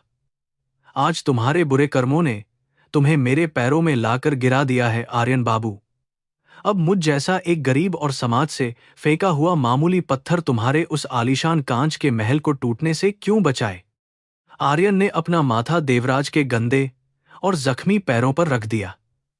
आप बिल्कुल सही कह रहे हैं बाबा। मैं एक बहुत बड़ा राक्षस हूं। उस इमारत को गिरने दीजिए। मुझे जेल जाने दीजिए। मुझे अब उस पैसे या प्रोजेक्ट की कोई परवाह नहीं है। मुझे परवाह उस महान ज्ञान की है जिसका मैंने घोर अपमान किया। मैं आपकी बच्ची के इलाज का सारा खर्च उठाऊंगा। मैं अभी इसी वक्त मुंबई के सबसे बेहतरीन डॉक्टरों को यहां बुलाऊंगा। बस मेरे इस घिनौने पाप की वजह से सोमपुरा की उस प्राचीन और पवित्र वास्तुकला को मरने मत दीजिए। देवराज ने अपनी थकी हुई आंखें बंद कर लीं। उसके अंदर एक बहुत बड़ा मानसिक संघर्ष चल रहा था। उसका इंसानी मन बदला लेना चाहता था और आर्यन को उसी तरह तड़पते हुए देखना चाहता था। लेकिन एक सोमपुरा शिल्पी की आत्मा अपने पवित्र धर्म से बंधी होती है। उसके पूर्वजों ने उसे हमेशा यही सिखाया था कि ज्ञान केवल मानव जाति के कल्याण के लिए होता है, व्यक्तिगत दुश्मनी निकालने के लिए नहीं। निर्माण करना भगवान की पूजा करने जैसा है और संकट के समय निर्दोष लोगों की जान बचाना ही एक सच्चे शिल्पी का परम कर्तव्य है। ठीक उसी समय मासूम मीरा ने धीरे से अपनी आंखें खोलीं और बेहद कमजोर आवाज में कहा, दादा, आप मत रोइए। उसकी वह कोमल और निर्दोष आवाज वार्ड के उस भारी सन्नाटे को चीरते हुए सीधे देवराज के दिल में उतरी। देवराज ने प्यार से अपनी पोती की तरफ देखा और फिर अपने पैरों में रोते हुए उस टूटे इंसान को निहारा। उसे अचानक यह गहराई से एहसास हुआ कि मन में गुस्सा और नफरत पाले रखने से सिर्फ विनाश ही होगा। सच्चा कर्म केवल सजा देना नहीं है, बल्कि सुधार और पश्चाताप का एक मौका देना भी है। आर्यन ने कीचड़ से स्नेह हाथों से तुरंत अपना फोन निकाला और अपनी व्यक्तिगत मेडिकल टीम को कॉल किया। उसने शहर के सबसे बड़े हृदय रोग विशेषज्ञों को आधुनिक मशीनों के साथ तुरंत अस्पताल पहुंचने का सख्त आदेश दिया। वह फोन पर जोर से चिल्ला रहा था कि पैसे की कोई परवाह नहीं है, बस उन्हें किसी भी कीमत पर इस छोटी बच्ची की जान बचानी है। देवराज बहुत शांत भाव से आर्यन के इस पागलपन और घबराहट को देख रहा था। उसे आर्यन की आंसुओं से भरी आंखों में एक सच्चा पश्चाताप और गहरी इंसानियत साफ दिखाई दे रही थी। देवराज ने बहुत प्यार से अपना खुरदरा और मिट्टी से सना हाथ आर्यन के झुके हुए सिर पर रख दिया। आर्यन डर के मारे थोड़ा पीछे हटा। उसे लगा कि शायद देवराज उसे मारेगा, लेकिन उसे एक बहुत ही गर्म और क्षमा से भरा हुआ स्पर्श महसूस हुआ। उठ जाओ बेटा, देवराज ने कहा। उसकी आवाज अब बिल्कुल शांत और बहुत स्थिर थी। तुम्हारे ये आंसू अब इस भयानक बाढ़ के पानी को नहीं रोक सकते। अगर हमने अभी जल्दी नहीं की तो नींव पूरी तरह टूट जाएगी और आसपास की बस्तियों में रहने वाले हजारों गरीब भी मारे जाएंगे। आर्यन ने हैरानी से अपना सिर ऊपर उठाया। वह उस बूढ़े इंसान की अपार महानता और क्षमाशीलता को देखकर पूरी तरह स्तब्ध रह गया था। जिस व्यक्ति को उसने समाज का कचरा कहकर बेइज्जत किया था, वही आज उसे इंसानियत और नैतिकता का सबसे ऊंचा पाठ पढ़ा रहा था। आर्यन ने अपना कीचड़ से भरा चेहरा पोंछा और तेजी से सिर हिलाया। उसने बड़े सम्मान के साथ देवराज को खड़े होने में मदद की। अब वे कोई अरबपति मालिक और अछूत मजदूर नहीं थे, बल्कि प्रकृति के भयानक गुस्से से लड़ने वाले दो सच्चे और मजबूत साथी बन चुके थे। कुछ ही मिनटों में शानदार एम्बुलेंस और शहर के बड़े डॉक्टरों की पूरी टीम उस छोटे से अस्पताल में पहुंच गई। उन्होंने आते ही मीरा की देखभाल का जिम्मा अपने हाथों में ले लिया और उसे जीवन रक्षक मशीनों से जोड़ दिया। मुख्य डॉक्टर ने देवराज को पूरा भरोसा दिलाया कि वे बच्ची को बचाने की हर मुमकिन कोशिश करेंगे। देवराज ने अपनी पोती के माथे को बड़े प्यार से चूमा और फिर आर्यन की तरफ मुड़ गया। सोमपुरा का वह महान और अनुभवी शिल्पी अब अपनी जिंदगी की सबसे बड़ी चुनौती का सामना करने के लिए पूरी तरह तैयार था। आर्यन और देवराज तेजी से उस भयंकर तूफान में बाहर निकल आए। वे रोहन द्वारा भेजी गई एक जीप में बैठ गए और साइड की तरफ चल पड़े। हवा किसी भयानक राक्षस की तरह दहाड़ रही थी और भारी बारिश ने आंखों के सामने अंधेरा कर दिया था। आर्यन ने बगल में बैठे देवराज की तरफ ध्यान से देखा। वह बूढ़ा आदमी पूरी तरह एकाग्र था और वास्तुकला के देवता भगवान विश्वकर्मा की धीमी आवाज में प्रार्थना कर रहा था। आर्यन के दिल में उस पल देवराज के लिए एक बहुत ही गहरा सम्मान और श्रद्धा का भाव पैदा हो गया। वे जल्द ही निर्माण स्थल पर पहुंच गए। वहां का नजारा किसी महाविनाश से कम नहीं था। पूरी साइट का बेसमेंट पानी में पूरी तरह डूब चुका था और बीच के मुख्य खंभे भारी दबाव के कारण चरमरा रहे थे। सभी विदेशी इंजीनियर अपनी जान बचाकर डर के मारे वहां से भाग चुके थे। केवल रोहन और कुछ बेहद बहादुर भारतीय मजदूर ही वहां बचे थे, जो पानी रोकने के लिए रेत की बोरियां लगा रहे थे। पानी का स्तर बहुत ही खतरनाक तेजी से ऊपर बढ़ रहा था, जिससे पूरे टॉवर के गिरने का भयानक खतरा पैदा हो गया था। देवराज तुरंत जीप से बाहर निकला और उस गहरे गड्ढे के बिल्कुल किनारे पर जाकर खड़ा हो गया। उसने अपनी आंखें बंद कर लीं और मिट्टी के फटने तथा तेजी से बहते हुए पानी की आवाज को बहुत ध्यान से सुनने लगा। वह किसी भी आधुनिक कंप्यूटर या विदेशी सेंसर का उपयोग नहीं कर रहा था। उसकी सभी इंद्रियां प्रकृति की लय के साथ पूरी तरह जुड़ी हुई थीं। वह अपनी बंद आंखों से बिल्कुल साफ देख सकता था कि जमीन के नीचे किस जगह से मिट्टी खिसकी है और किन मुख्य बिंदुओं पर पानी का सबसे ज्यादा दबाव पड़ रहा है। आर्यन देवराज के पीछे बिल्कुल चुपचाप खड़ा था और एक आज्ञाकारी छात्र की तरह उनके निर्देशों का इंतजार कर रहा था। रोहन तूफान की भयानक गड़गड़ाहट के बीच देवराज बहुत जोर से चिल्लाया। उसकी आवाज अब पूरी तरह बदल चुकी थी। यह किसी लाचार मजदूर की आवाज नहीं थी, बल्कि एक महान वास्तुकार का बेहद शक्तिशाली आदेश था। उन रेत की बोरियों को छोड़ दो। जल्दी से भारी ग्रेनाइट के पत्थर और लोहे की मोटी जंजीरें यहां लेकर आओ। हम जड़ों की गांठ वाली प्राचीन तकनीक का उपयोग करके इस इमारत की टूटी हुई नींव को फिर से आपस में बांधेंगे। रोहन यह सुनकर थोड़ा उलझन में पड़ गया, लेकिन आर्यन ने तुरंत बीच बचाव किया। बाबा जो कह रहे हैं, बस वैसा ही करो, कोई सवाल नहीं पूछेगा। आर्यन ने वहां बचे हुए सभी मजदूरों को सख्त आदेश दिया। आर्यन ने खुद आगे बढ़कर एक बहुत भारी लोहे की जंजीर उठाई और उस ठंडे कीचड़ भरे पानी में छलांग लगा दी। अपने अरबपति मालिक को इस तरह कीचड़ में काम करते देखकर बाकी मजदूरों में भी अचानक बहुत ज्यादा हिम्मत आ गई। वे सभी मौत से लड़ने के लिए देवराज के पीछे मजबूती से खड़े हो गए। देवराज बहुत ही कुशलता से इस पूरे काम का नेतृत्व कर रहा था। वह पत्थरों को रखने का सही कोण जानता था, ताकि पानी के बहाव को सीधे रोकने के बजाय उसकी दिशा को मोड़ा जा सके। यह उसके पूर्वजों का महान ज्ञान था। प्रकृति से कभी मत लड़ो, बल्कि उसे सही रास्ता दिखाओ। देवराज बस अपनी उंगली से इशारा करता और कीचड़ में सना आर्यन बाकी मजदूरों के साथ मिलकर उन भारी पत्थरों को खींचकर सही जगह पर रख देता। उन सभी की मांसपेशियां दर्द से बुरी तरह टूट रही थीं, लेकिन उनका हौसला अभी भी बहुत ज्यादा बुलंद था। बाहर का भयानक तूफान अभी भी रुकने का कोई नाम नहीं ले रहा था। अचानक कीचड़ भरे पानी की एक बहुत बड़ी लहर दीवार से टकराई, जिससे सब कुछ बह जाने का खतरा पैदा हो गया।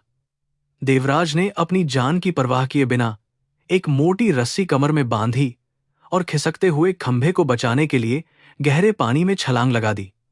आर्यन डर के मारे जोर से चीख पड़ा और उसने भी पानी में गोता लगा दिया। उसने देवराज की रस्सी को मजबूती से पकड़ लिया, ताकि वह बूढ़ा और महान इंसान पानी में डूब न जाए। उस खतरनाक दलदल में एक साथ काम करते हुए आर्यन और देवराज के बीच एक अटूट और पवित्र रिश्ता बन गया था। खुरदरे पत्थरों को उठाने के कारण आर्यन के कोमल हाथों से लगातार खून बह रहा था, लेकिन वह बिल्कुल नहीं रुका। वह देवराज के शांत चेहरे को देखता और उसे अपने अंदर एक अजीब सी शांति महसूस होती। इस भयानक रात के तूफान ने उसके सारे अहंकार, घमंड और झूठी पहचान को पूरी तरह से धो डाला था। अब वह केवल एक सच्चा और विनम्र इंसान बन गया था, जो दूसरों की सेवा करने के लिए पूरी तरह तैयार था। समय बहुत धीरे धीरे बीत रहा था। यह प्राचीन ज्ञान और प्राकृतिक आपदा के बीच की एक बहुत भीषण और लंबी लड़ाई थी। धीरे धीरे उन विशेष रूप से लगाए गए पत्थरों ने अपना काम करना शुरू कर दिया। पानी का तेज बहाव कमजोर नींव से दूर सुरक्षित दिशा में मुड़ गया। लोहे की मोटी जंजीरों ने मुख्य खंभों को पूरी मजबूती के साथ बांध दिया था। इमारत के चरमराने और टूटने की भयानक आवाज अब धीरे धीरे कम होने लगी थी और उसकी जगह सिर्फ बारिश की आवाज रह गई थी। उन सभी ने अपनी मेहनत से असंभव को मुमकिन कर दिखाया था। भयानक रात के उस लंबे संघर्ष के बाद आखिरकार सुबह की पहली किरण ने बादलों को चीरते हुए मुंबई शहर को रोशन किया। तूफान पूरी तरह शांत हो चुका था और बारिश रुक गई थी। प्राइड ऑफ मुंबई का वह विशाल टावर, जिसे ढह जाना चाहिए था, अब अपनी जगह पर पूरी मजबूती के साथ खड़ा था। कीचड़ और गंदे पानी से लथपथ आर्यन और देवराज धीरे धीरे उस गड्ढे से बाहर निकले। उनके चेहरे पर अत्यधिक थकान थी, लेकिन आंखों में जीत की चमक थी। वहां मौजूद सभी मजदूरों ने खुशी से तालियां बजाकर उन दोनों का शानदार स्वागत किया। आर्यन ने अपनी उस गगनचुंबी इमारत को देखा और फिर मुड़कर उस बूढ़े शिल्पी देवराज की तरफ देखने लगा। उसे अपनी महंगी विदेशी डिग्रियों और आधुनिक मशीनों का सारा घमंड बहुत ही खोखला लग रहा था। उसने यह अच्छी तरह समझ लिया था कि असली ज्ञान केवल किताबों में नहीं, बल्कि प्रकृति के साथ संतुलन बनाकर चलने में होता है। इस एक भयानक रात ने आर्यन के पूरे जीवन और सोचने के तरीके को हमेशा के लिए बदल दिया था। यह सिर्फ एक इमारत का बचना नहीं था, बल्कि आर्यन की मृत आत्मा का एक नया और बहुत पवित्र पुनर्जन्म था। तभी आर्यन के फोन की घंटी बजी। यह अस्पताल से मुख्य सर्जन का कॉल था। आर्यन ने फोन सुना और उसकी आंखों में खुशी के आंसू छलक पड़े। उसने देवराज की तरफ देखा और मुस्कुराते हुए कहा कि छोटी मीरा के दिल का ऑपरेशन पूरी तरह सफल रहा है। वह अब खतरे से बाहर है और तेजी से ठीक हो रही है। यह खुशखबरी सुनते ही देवराज वहीं जमीन पर बैठ गया और उसने आसमान की तरफ हाथ जोड़कर ईश्वर को धन्यवाद दिया। भगवान ने उसके निस्वार्थ कर्म का सुंदर फल उसकी पोती की जिंदगी बनाकर लौटा दिया था। आर्यन आगे बढ़ा और उसने देवराज के सामने घुटने टेक दिए। इस बार वह किसी डर या मजबूरी से नहीं झुका था, बल्कि उसके दिल में उस महान इंसान के लिए अथाह सम्मान और सच्ची श्रद्धा थी। आर्यन ने देवराज के कीचड़ से सने पैरों को छुआ और उन्हें अपने माथे से लगा लिया। उसने सभी मजदूरों और रोहन के सामने सरेआम अपने बुरे व्यवहार के लिए बहुत भावुक होकर माफी मांगी। आर्यन ने घोषणा की कि आज से देवराज इस पूरी परियोजना के मुख्य सलाहकार होंगे और प्राचीन कला को पूरी दुनिया में एक नया सम्मान मिलेगा। कुछ महीनों के बाद निर्माण स्थल का पूरा माहौल बदल चुका था। साइट के मुख्य द्वार पर भगवान विश्वकर्मा का एक छोटा और सुंदर मंदिर स्थापित किया गया था, जिसे देवराज ने अपने हाथों से बनाया था। मजदूरों को अब जानवरों की तरह नहीं, बल्कि इंसानों की तरह बहुत सम्मान दिया जाता था। उनके रहने के लिए साफ जगहें बनाई गई थीं और उन्हें सही वेतन दिया जाने लगा था। आर्यन अब एक क्रूर तानाशाह मालिक बिल्कुल नहीं था, बल्कि वह उन सभी गरीब मजदूरों के सुख दुख का सच्चा और मददगार साथी बन चुका था। देवराज अब साफ सुथरे और सफेद कपड़ों में निर्माण साइट पर सम्मान के साथ आता था। उसके चेहरे पर एक अनोखी शांति और तेज रहता था। वह आधुनिक इंजीनियरों की टीम के साथ मिलकर काम करता था, जहां विदेशी तकनीक और सोमपुरा की प्राचीन वास्तुकला का एक बहुत ही सुंदर संगम हो रहा था। आर्यन ने मजदूरों के बच्चों के लिए साइट के पास ही एक बहुत शानदार स्कूल भी बनवा दिया था। छोटी मीरा अब पूरी तरह से स्वस्थ हो चुकी थी और उसी स्कूल के हरे भरे मैदान में खुशी से दौड़ती और खेलती हुई दिखाई देती थी। कर्म का नियम यह स्पष्ट सिखाता है कि हम दुनिया को जो भी देते हैं, वह लौटकर हमारे पास ही आता है। अहंकार और क्रूरता इंसान को केवल विनाश की ओर ले जाते हैं, जबकि विनम्रता, इंसानियत और प्यार उसे सबसे बड़ी मुक्ति दिलाते हैं। प्राइड ऑफ मुंबई का वह विशाल टावर अब सिर्फ एक अमीर आदमी की दौलत का प्रतीक नहीं था, बल्कि वह मानवीय करुणा, सम्मान और वास्तुकला की असली आत्मा का अमर स्मारक बन चुका था। एक गरीब बूढ़े मजदूर ने शहर के सबसे घमंडी इंसान को इंसानियत का सबसे महान पाठ पढ़ा दिया था।